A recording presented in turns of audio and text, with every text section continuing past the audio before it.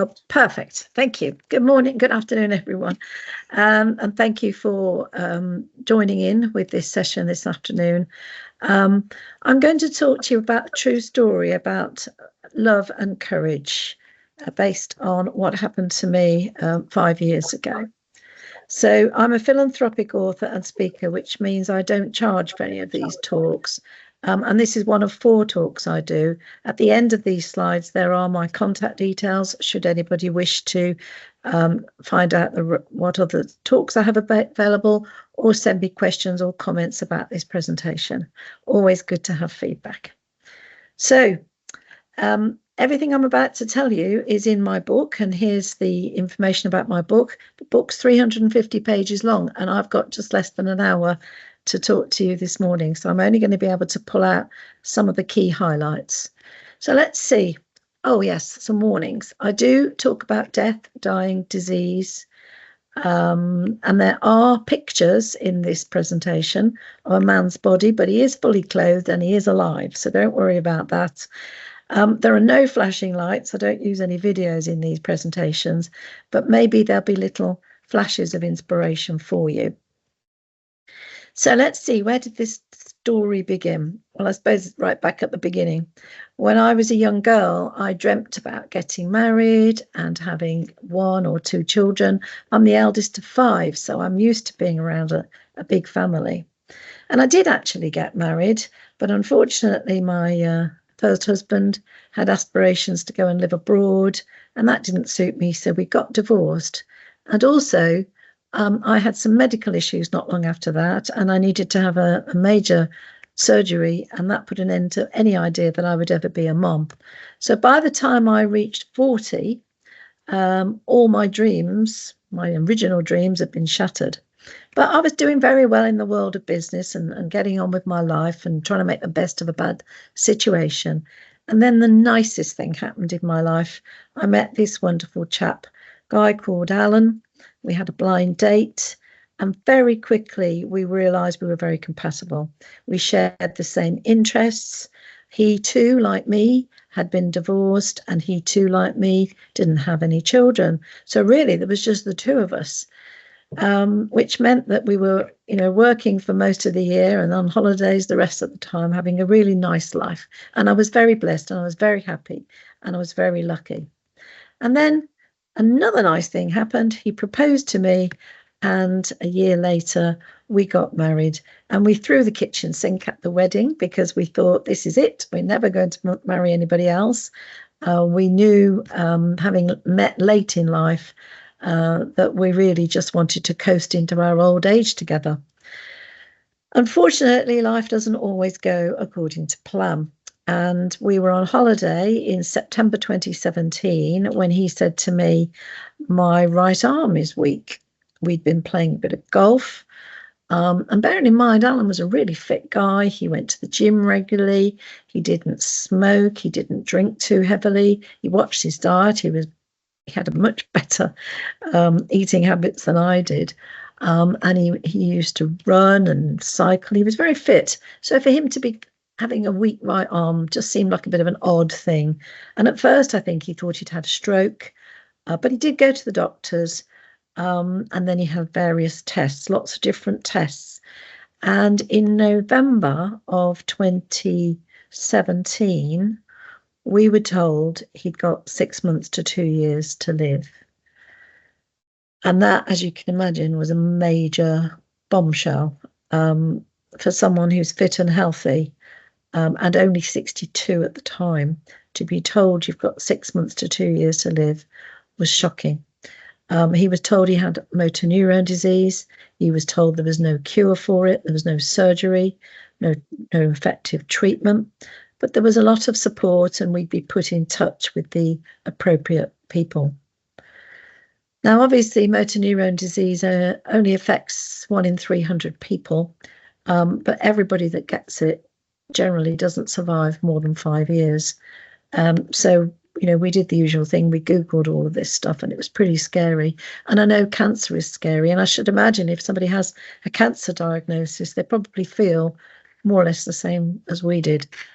And these are some of the facts about MND. What happens is the signals from the brain down to your limbs and to your breathing muscles and speech muscles stop working, basically. And because those messages don't get down to your limbs, your arms and your legs basically atrophy. The muscles in those limbs just disappear, and then you can't use your arms and legs anymore. And eventually your speech and your swallowing muscles are affected.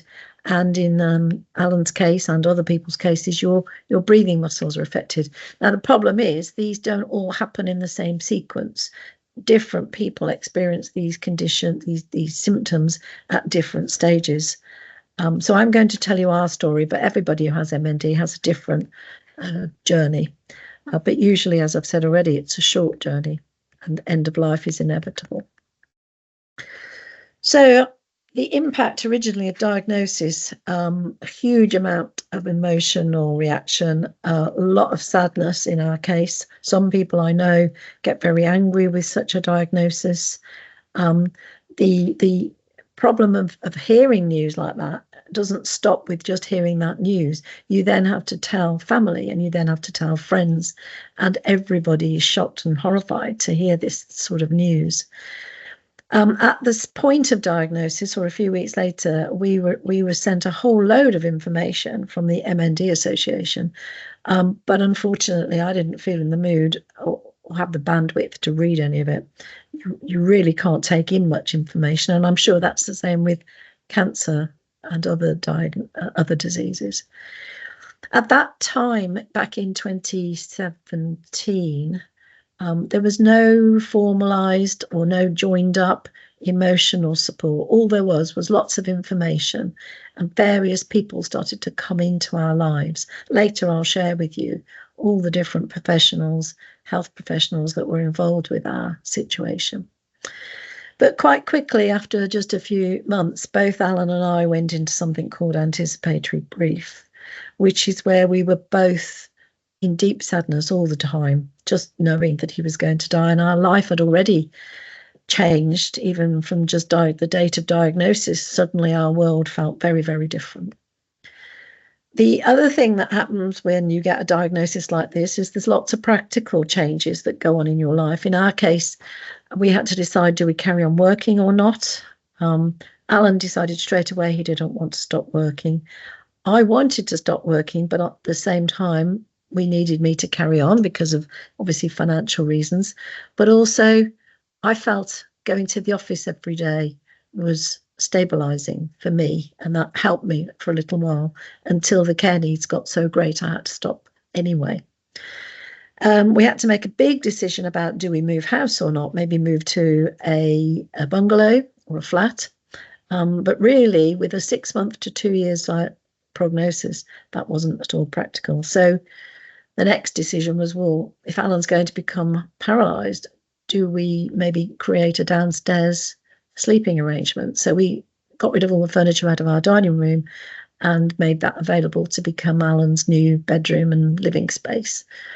There were lots of other house adaptations we had to consider, because obviously there was going to be quite a lot of risk of falling and things like that. And we had steps out of our house, out of the back and front of our house. So there was need for things like ramps to be put into place. And before too long, things like a hospital bed arrived and other bits of equipment, hoist arrived. Before too long, our home didn't feel like our home anymore. It felt more like a hospital. And also because Alan's care was in the home, all the different health professionals were coming and going from our house. So it felt a little bit like our privacy had disappeared as well. So as I mentioned, Alan started with a weak right arm. And at that point, the people involved with us were the MND Association, who were providing information and connecting us up to other organisations. And one of the people that they connected us up with was our MND nurse, who worked out of the QE hospital. She had something like 350 patients under her wing from around the Midlands territory. At this stage, there weren't many MND nurses in the UK. There are more now, and they're funded by the MND Association initially, before they become NHS. And also we discovered and we were told about a local support group, which actually was a lifeline for us because we got to meet other families. And that local support group occurred at our local hospice. So we were sort of plugged in, if you like, to palliative and end of life care quite early on, ready for when the time came. And one of the very first people that came to our house was an occupational therapist, and she helped us make a lot of decisions about the way we had to organise our home. So moving forward into 2018 now, Alan's other arm is no longer working very well and his legs are becoming weak. There was a situation once where I went out for a social event, and when I came back, Alan had collapsed on the floor. His legs had given way and he'd hit his head on a coffee table, and there was blood all over the carpet. In those days, we had a cream carpet. Not a great idea if somebody's going to have a fall and bash their head. So I called 999 and we got him off to hospital and he was fine, but it could have been far, far worse. And from that moment onwards, I decided he would never be left alone on his own in the house. Also, the muscles in his abdomen, the core muscles that most of us use to sit upright, were beginning to be weak. So he sort of slumped down a lot in his chair. So we needed to have chairs that could be raked backwards to make sure that he could be in a better position and more comfortable. And his neck muscles started to become weak, so his head would fall. And we found ingenious ways of keeping his head backwards when we needed to. And at this stage also, quite early on in 2018, his breathing muscles started to be affected, and we were starting to be involved with a consultant, a breathing consultant, and bits of kit and equipment were talked about at that stage. So our first bit of personal equipment, if you like, was a manual wheelchair, which our occupational therapist sorted out for us. And also at this stage, Alan decided to have an operation to fit a tube, PEG operation, they call it, a tube into his tummy to aid feeding. Now, at this stage, he was still eating normally, but that operation was recommended on the basis that his swallowing could go at any point. Now, while all this stuff was happening, we made a few decisions, and the big decision we made was we wanted to live life as normally as possible, which is quite a challenge when somebody's 100% paralysed, but we managed it. In those early days, he wasn't too bad, but when we went to Vietnam on what turned out to be our last foreign holiday, we were using a wheelchair and I was pushing him around parts of Vietnam and trying to get him onto a beach. And it was challenging and it was fun, and it was sad, all mixed up in one. So we decided after Vietnam we wouldn't do any more foreign holidays, but we did still want to travel a bit. And we were lucky that Alan's family supported us in this, and we had holidays in the UK during that first 6 months of 2018. So here we are. There's a picture of us in Vietnam on the left-hand side. Alan's looking at down the barrel of a gun. This is the Cu Chi tunnels where the war took place between America and the Vietnamese people. And Alan had a big interest in World War history. So this was quite an adventure for him. But he couldn't go in the tunnels because the tunnels are underground and they're very dark and very narrow. But he made me go down in the tunnels to tell him what it was like. And all I could tell him was it was dark. There was nothing, you couldn't see a thing. The middle picture is us in Scotland. We had some friends, the guy standing at the back there, who cycled all the way from Land's End to John O'Groats. And Alan used to be a cyclist. And although he couldn't join them on the bike, for the last 3 or 4 days of that journey through Scotland, we followed them in our car and we raced to the John O'Groats sign, and we hid bottles of beer and champagne and these funny hats. We made them wear these funny hats and we took pictures, but it was mighty cold and Alan's got a blanket on him, but I can assure you he was pretty chilly. So we quickly got him out of his wheelchair and into the support vehicle. And I think that's where we drank the beer and the champagne. The one on the right-hand side of your screen is a specially adapted wheelchair that we discovered in Wales. A lot of the beaches in Wales have these wonderful beach wheelchairs, and they're very cheap to hire, and I think some of the beaches give them for free to anybody with a disability. So we were able to wheel Alan across White Sands Beach, I think it was, right up to the seashore, and he had a jolly lovely time in Wales, and his sister and brother-in-law came with us. And this is us back at our house. The left-hand side was the wet room that we built. We spent quite a few £1,000s adapting part of our garage into a wet room. We got a bit of a grant from the MND Association, which was really helpful. And you can see now this wheelchair in these 3 pictures is an electric one. That was because we now needed one that tilted back, and so that Alan could have a certain amount of independence. With the remaining use of his left hand, he could manage it using the little toggle thing that they have there. But eventually, even his left hand stopped working, and I was able to direct the wheelchair from behind, which was quite a challenge actually, but we managed it. And you'll see there's a vehicle there in that picture. That's because we decided to lease a wheelchair adapted vehicle that this electric wheelchair could go into the back of, because of course a manual wheelchair, you can lift somebody into a car and fold up the wheelchair and put it in the boot. But once Alan reached the stage where he needed this electric wheelchair, we needed a specially adapted vehicle. So now moving towards the end of 2018, now Alan is paralysed completely by now. There's nothing he can do for himself.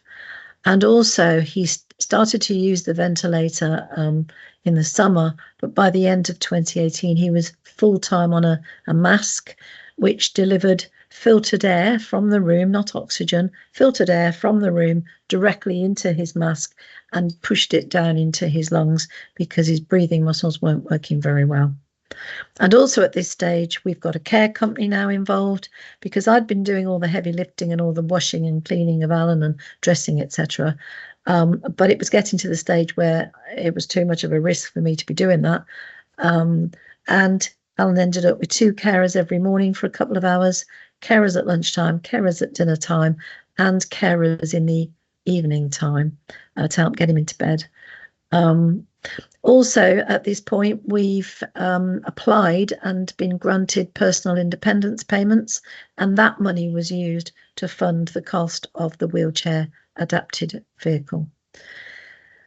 We decided to take another holiday late in 2018. We went to Yorkshire, and at this point, I rented a property that was fully wheelchair accessible and had profile beds and overhead hoists and all sorts of amazing stuff. And that was brilliant. And I hired a local carer who came every morning and every evening for the whole time we were there. And that made a big difference, actually, having a single carer who understood Alan's needs and was able to come morning and night. Whereas back at home, we'd had various carers at each of the different shifts, and that really wasn't very helpful because you needed to retrain the new carers, and some of the existing carers weren't that good. So there's an awful lot of swapping and changing of carers back in the UK. But on this Yorkshire holiday, it really was the magic formula to have one person for all of Alan's needs, and I helped that person with everything that needed to be done. The problem was when we got back from that trip, Alan went down with aspirational pneumonia, and we were blue lighting him into hospital just before Christmas of 2018. So I'm just going to share with you the precise details here of what Alan's care needs were. As you can see, it's quite extensive on the personal care side of things because he couldn't do anything. But also what happens when somebody can't do anything is things to do with daily living he couldn't even do. He couldn't change the channels on the television. He couldn't answer phone calls or make phone calls. I used to have to hold the phone to his face so that he could speak to people or do FaceTime. And he couldn't administer his own medicines. So I became effectively a bit of a nurse now. I'm dispensing various medicines to him to help him with secretions and slow bowel movements and discomfort and everything. And the other thing that he needed help with, of course, was this breathing machine. He couldn't put on or take off the mask. And when he needed to be fed, we changed it over to a different type of mask. So there's a lot of work involved with just having a non-invasive ventilator. And as I said, I felt at this point that I wasn't just a carer now, I felt like I was a nurse at this stage. Now, you do all these things willingly because you love your husband or your whoever you're caring for, but it does take its toll on both parties. And apart from being Alan's carer and nurse, I was also trying to be his wife and his companion. And I was also organising all the social events, people to come and visit him, things that he wanted to do, going out. And moral support for both of us became quite important, just to keep his spirits up, really, because he knew he was going to die. So a lot of the time, if his spirits went down, I felt it was my job to pick him up again. And then there was also sorting out all of his financial affairs and legal affairs. We needed to get wills and lasting powers of attorney sorted out. I needed to sort out his banking, his car, and lots of other things. So the job of a carer is very extensive. It's not just about the personal care. And I know most of you will know all this, but I'm just sharing with you what was involved in our particular case. So towards the end of 2018, this is how we used to have to get Alan ready for bed. He couldn't move himself in the night, so it was always a challenge to get him comfortable before he went to sleep. And we got tips from all sorts of people, and one of the best ones was using rolled up towels to support him, because it was more comfortable often for him to lie on his side than on his back. But then, of course, in the night, he'd become uncomfortable, and we had a little intercom between the two of us. And if he became uncomfortable at night, or if his mask needed changing, or if he needed to go for a pee, then I would come down and attend to him. There came a point eventually where we needed to have a nighttime sitter so I could get a bit of rest and peace. So now we're at the beginning part of 2019. Alan's in hospital at this stage. He came home for Christmas, but he had to go back in again because the pneumonia came back. And after he'd had a spell in hospital where they did a lot of physio on him, respiratory physio, and a lot of drugs to get the pneumonia under control, they told us he needed to move to a hospice. And so for the first time ever, we had a hospice involved with our lives. Neither of us had had an experience of a hospice before. And Myton Hospice is in the grounds of Coventry Hospital, and that was what they recommended. So he went there, even though we didn't have any relationship with them. Our local hospice, where we'd been getting all of our support from, was in Solihull. It was Marie Curie. Anyway, he was in Myton Hospice for a few weeks while they got him stabilised, and then he came home. But unfortunately, in March, the pneumonia came back again, and he was whisked over to Warwick Hospital this time. Couldn't quite understand why it was a different hospital, but never mind. And again, he had aspiration pneumonia, and this time he was feeling very low and very sad, and not at all interested in life at this point. And I thought he was going to go, but he survived. They got him stabilised again, and they said he needed to go to a hospice.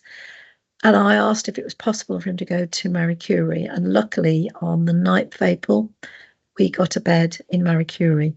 And this was all very helpful because I had been caring for my mum through all of this journey. She'd got vascular dementia, and she was in a house not far from where we lived, and she'd had a fall, and she was now in another hospital miles and miles away. Excuse me. So going to Marie Curie Hospice was really good because it saved me lots and lots of running around and driving between various different hospitals. So he went in on the 9th of April, and they were initially looking at symptom control. But this is the point at which things started to go a bit worse.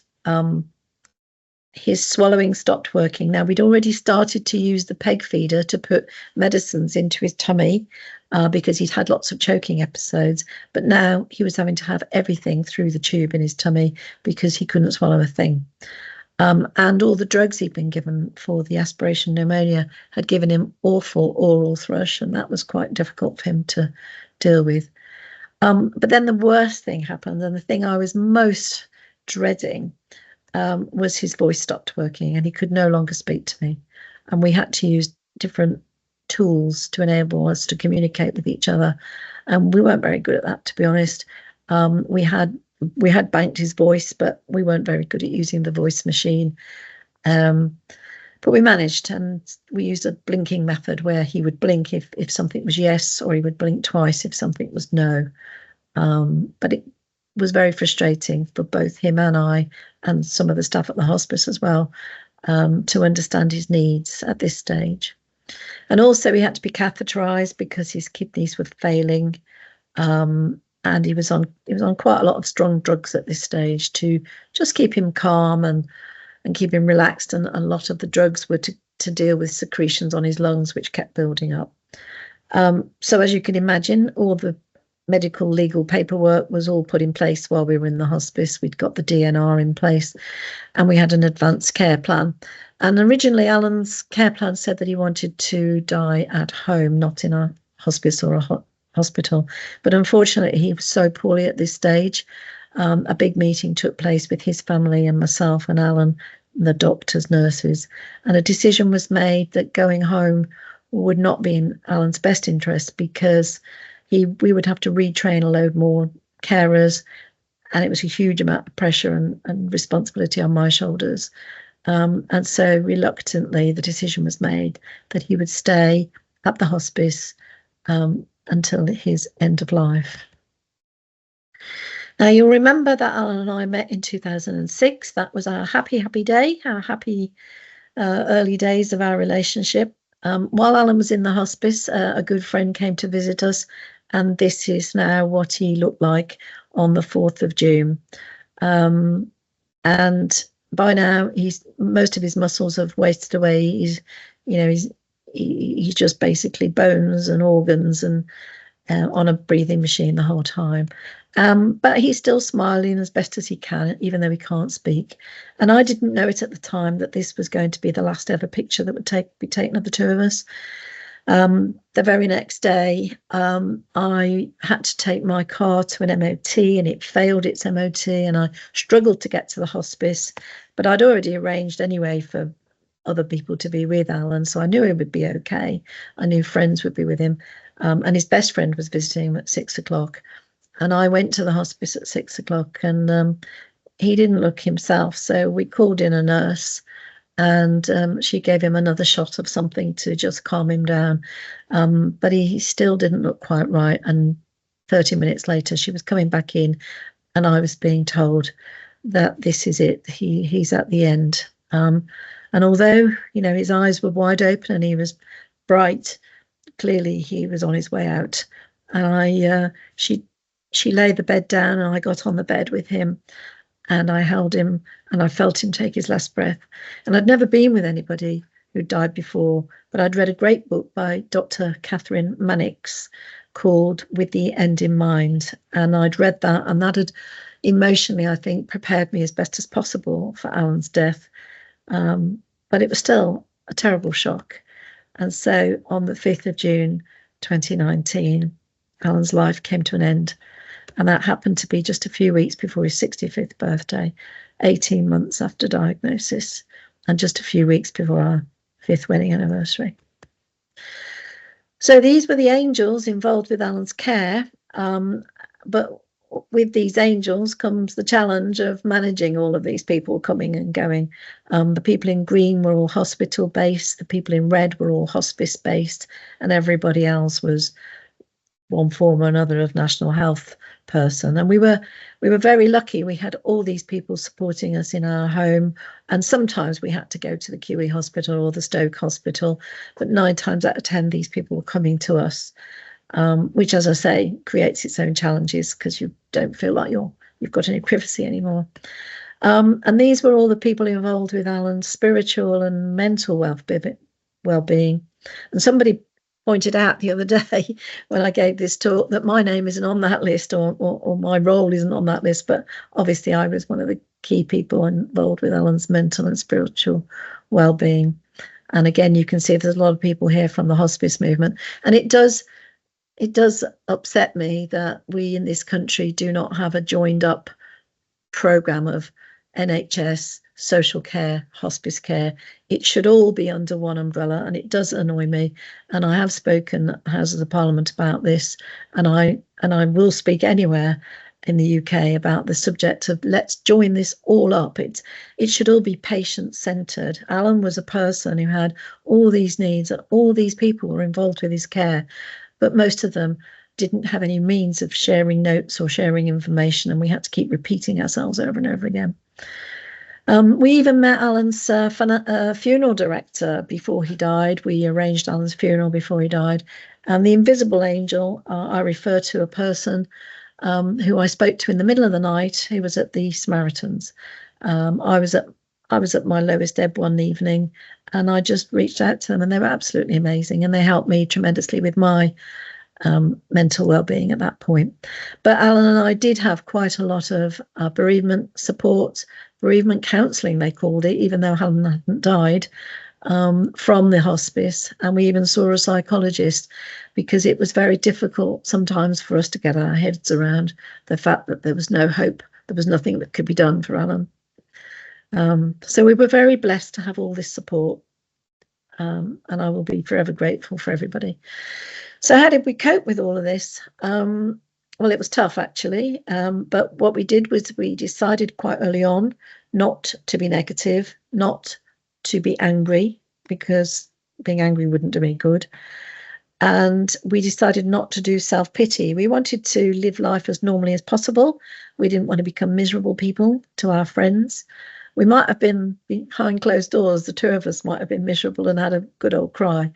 But to the outside world, we tried to keep up a very positive, cheery sort of attitude. We had to ban certain questions. In the early days, we used to ask, how did this happen? How did Alan get this? Why does anybody get MND? Nobody knows. There's no answers. And if you keep asking negative questions all the time, questions for which there are no answers, it can be very bad for your mental health. So we had to ban those questions if we caught each other asking questions for which there were no answers. Alan was very keen to get all of his financial and legal affairs sorted out very early on. I found that a bit difficult because I wanted him to just enjoy his life, but I can understand for his peace of mind, he wanted us to do all those things. So we got our financial advisor and a few other people involved in helping us tidy up the loose edges. We didn't have proper wills, for example. But we got all that sorted out.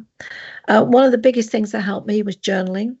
And that's how I managed to write my book, because everything that happened in those 18 months, every day, every small thing, every big thing, every visitor, everything that happened, every lovely thing that Alan said to me and I said to him, I wrote it all down in my journals at the end of every day, just as a way of offloading, really.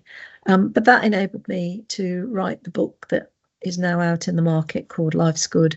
It's the disease that's the problem, which is only available from my website. And so basically we adopted an attitude of gratitude. And partly that was done by having mantras, lots and lots of mantras. These are some of my favourite ones that we had. It is what it is. This too will pass. Accept the things you cannot change.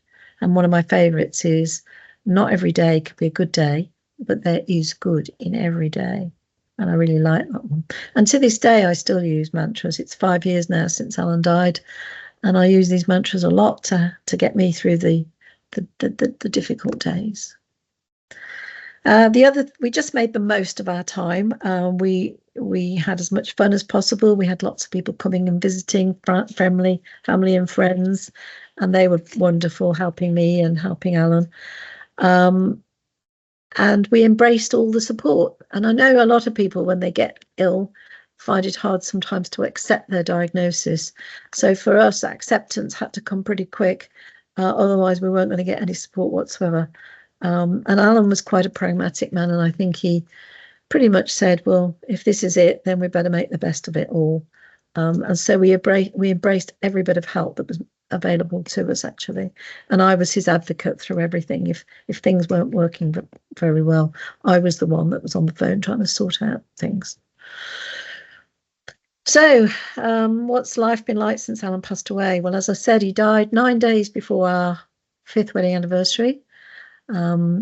On the 16th day after he died, we had his funeral on the 21st of June, which actually happened to be his 65th birthday. And we sang happy birthday at his funeral, at the wake, and we had a cake. We made the best of it. Nobody wore black, people wore colours. And it seemed like the right day, really, to have his funeral. And actually, on the 21st of June 2023, when he would have been 69, that's when I published my book, because again, that felt like the right day.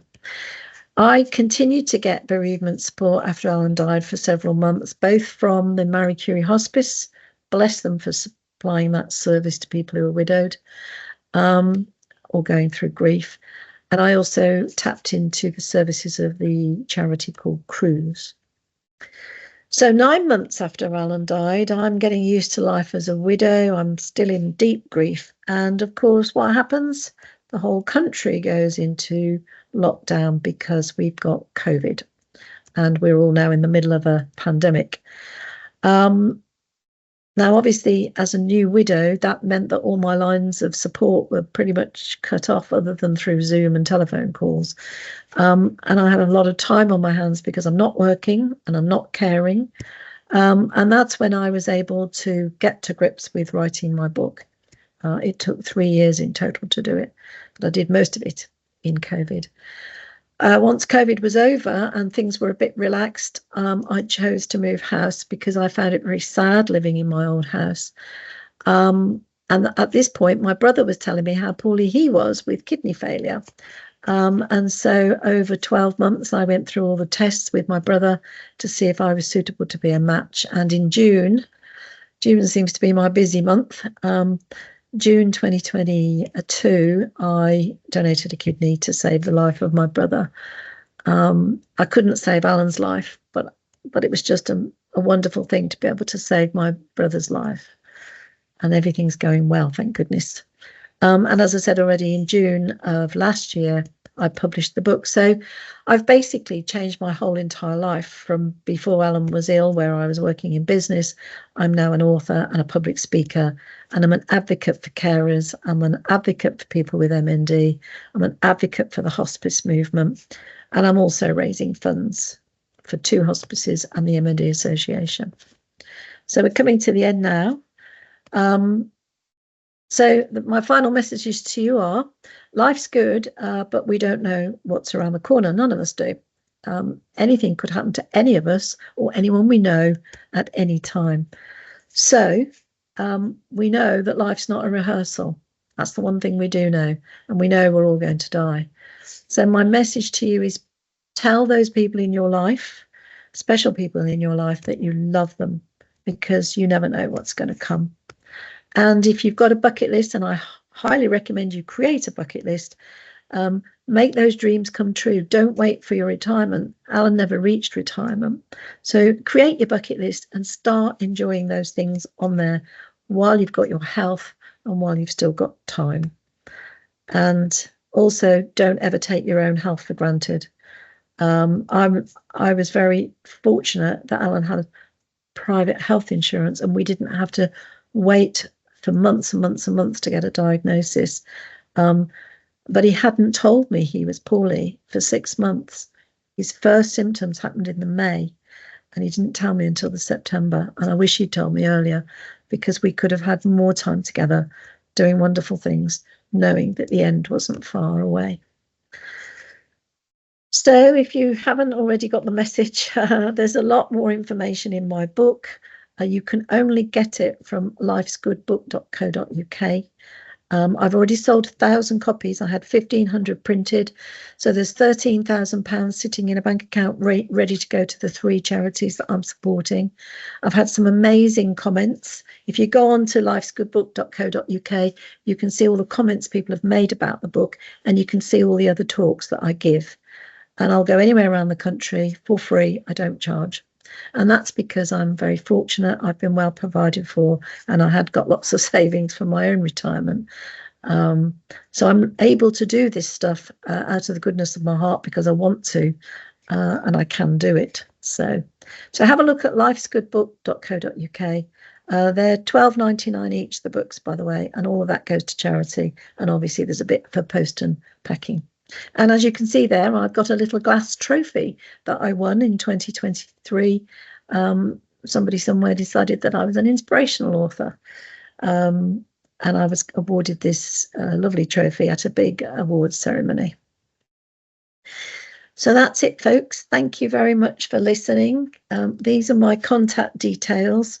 If anybody wants to email me or text me with questions or comments, or ask me about any of the other talks that I do. Well, would anybody like to ask Hazel a question at all? And while you're perhaps thinking of that, let me throw one at you, if I may, Hazel, which is, what would be your message to health and social care providers in regard long-term care such as Alan required? Well, I think the overriding message really for me is try and get the whole thing joined up better, because we must have wasted hours having the same conversations with everybody that came to see us. What's Alan's age, what's his date of birth, what's his medicines that he's on, what are his symptoms, and that's very sort of draining when you have to do it time and time again. So it does need to be all joined up. And the other thing I think I would say is it's not all about the patient. The patient is obviously very, very important, but also the family, the immediate family, are going through emotional trauma at the same time as this person who's poorly is going through trauma. So don't ignore the carer. Embrace them in conversations, acknowledge their existence. We had people turning up at our house that just said, I'm here for Alan, and I would just go, okay, and then walk straight past me. But we do need to join it all up. And I would love to see there being professional qualifications for carers. My mom, who had vascular dementia and very low grade care needs, had the same carers that were coming round to us with Alan with complex needs. I'd have liked to have seen there being different grades of carers, different qualifications, different levels, different competencies, and those people should be recognised, the ones with more training, more skills. They should be recognised, the same as nurses and doctors have got different grades. So should caregivers, professional caregivers. Don't know if that's helpful, John. It is. No, I wanted to ask because we're interested in the reaction in terms of the service providers who typically make up the majority of our membership. So that's why I asked the question. Any other comments or questions, I wonder? Okay, well, in that case, Hazel, thank you. I'm going to let you go to well-deserved sandwich, probably, and a bit of soup, perhaps, a cup of tea, you've been with a large gin based on your experiences, I don't know. But can we just say thank you and send our love and empathy to you? You tell a heartbreaking story, but you tell it very well, and we're grateful to you for doing so. So we'll leave you to go and enjoy a super week. And thank you, everybody who's been part of this today. I think we're rather privileged this to Hazel telling that story. And make sure you abide by some of the messages that she's provided towards the end of it. All right. Thank you very much, everybody. Bye-bye.